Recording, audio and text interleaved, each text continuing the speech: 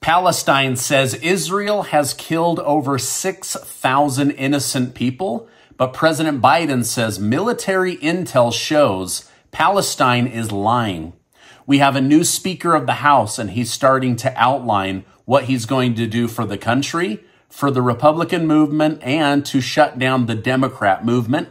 Thank you so much for liking and sharing these videos. It really helps me out, so thank you so much. I want to thank my uncle Curtis and his wife April for letting me use their drone building workshop to deliver the news to you today. We are still on the road, but I want to keep you in the loop on what's really going on.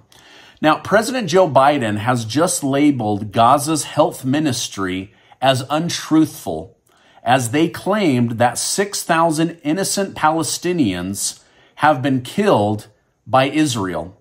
They have come out and said that Israel has killed 2,700 innocent children. However, there is no evidence to back this up, and Joe Biden is siding with Israel even after sending $100 million in U.S. taxpayer money to help the people of Palestine. They're not going to revoke that money, but they're saying you need to tell the truth about what is really going on. And unfortunately, this is part of the casualties of war. Now, Biden stated officially, I have no notion that the Palestinians are telling the truth about how many people are killed. I'm sure innocent people have been killed, and it's the price of waging a war. I think we should be incredibly careful, however, but I have no confidence in the number Palestinians are using. So he's basically saying, listen, this is a tragedy, and this is part of calling out another country to go to war with you, but I don't trust that they're telling the truth because they've lied so many times about Israel in the past. Now, in President Biden's defense, he has a right to be skeptical, as Palestine has been untruthful in other instances when it comes to Israel. Just last week, Palestine blamed a hospital missile strike on Israel that supposedly killed 500 children and people, only to have new intel show that it was Palestine's Hamas rockets that errantly went into the hospital and only about 50 people were killed, not 500 people. So we are getting mixed messages on what's really the truth about the situation. Nobody disagrees that Palestine is in bad shape and that this is unfortunate. But as President Biden said, unfortunately, these are part of the consequences of attacking your neighboring country. While people in different countries are battling each other, America has once again been attacked from within. Last night, a man opened fire at 2 separate locations in Maine, resulting in the death of 18 American lives. The suspect, 40-year-old Robert Card, has not yet been arrested. He actually was able to slip across the border, and he is believed to be armed and extremely dangerous. Despite his history of mental health issues and previously threatening gun violence, police did not take away his guns when he was evaluated in July of 2023.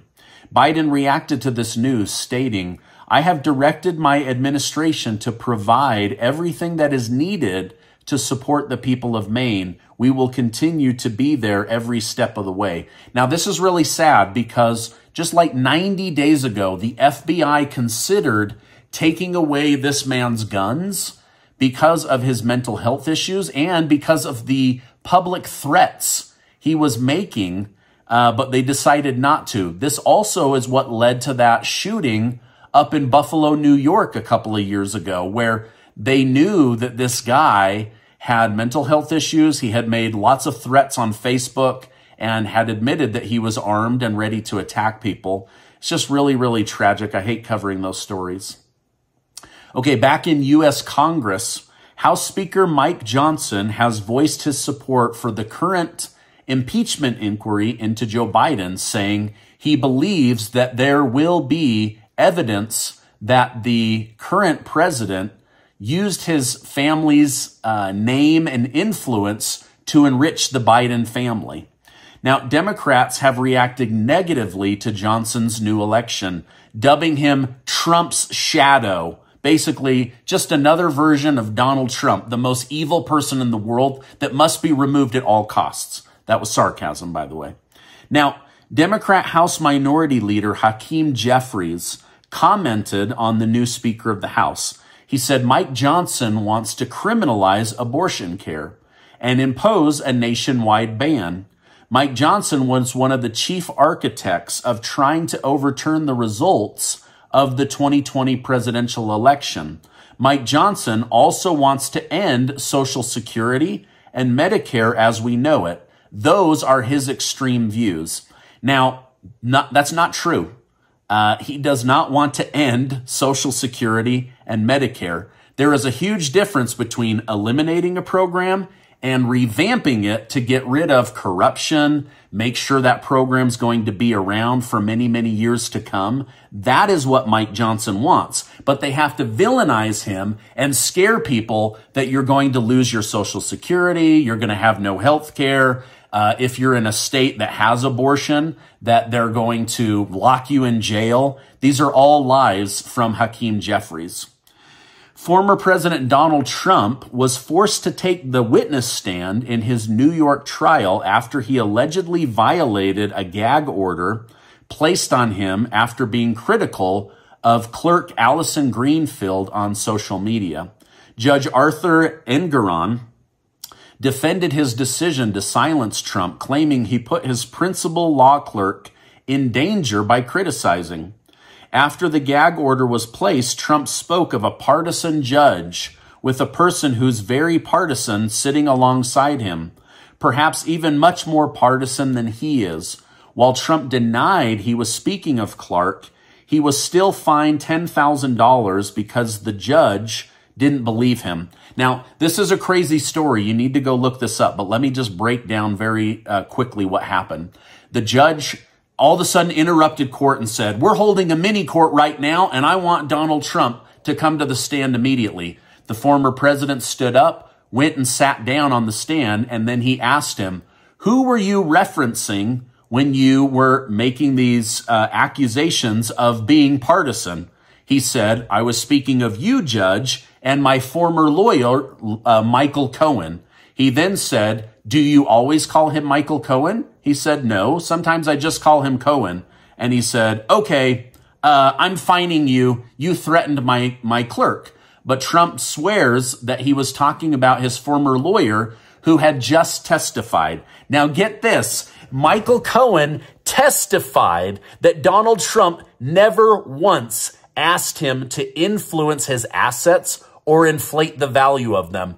Because of that, Trump stood up, walked out of the court, and immediately held a press conference and said, "We won this case." You heard it right there from Michael Cohen. I never asked them to do anything. Later, Michael Cohen said, "Well, he never directly asked me, but he used mafia tactics to scare me into doing it." But hello? You admitted on the stand under oath in front of a judge that he never once in the entire time that he hired you as an attorney asked you to inflate his assets, not even once. So interesting. It was a wild day in court yesterday. The United Auto Workers union strike has finally come to an end. UAW officials just announced that they have come to an agreement with Ford Motor Company, which has resulted in higher wages for auto workers. Through April of 2028, wages will be increased by 25%, and top-line wages will go up by 30%, which gives salaries more room to grow. Now, Ford commented on the deal. "A strong manufacturing base is critical for our national security. Building things in America matters now more than ever, especially in these uncertain times. We cannot take that for granted." Now, as I want to believe the CEO of Ford, then why are you shipping so many jobs overseas? Why are you building all of your best plants in Mexico? Do you really think that building here in America is national security? If so, why are you building so much outside of the United States of America? Just something to think about. President Joe Biden is now attempting to appeal to Republicans by framing more Ukrainian financial aid as an investment in the United States military, with Republicans such as Mitch McConnell in full support of Joe Biden's thinking.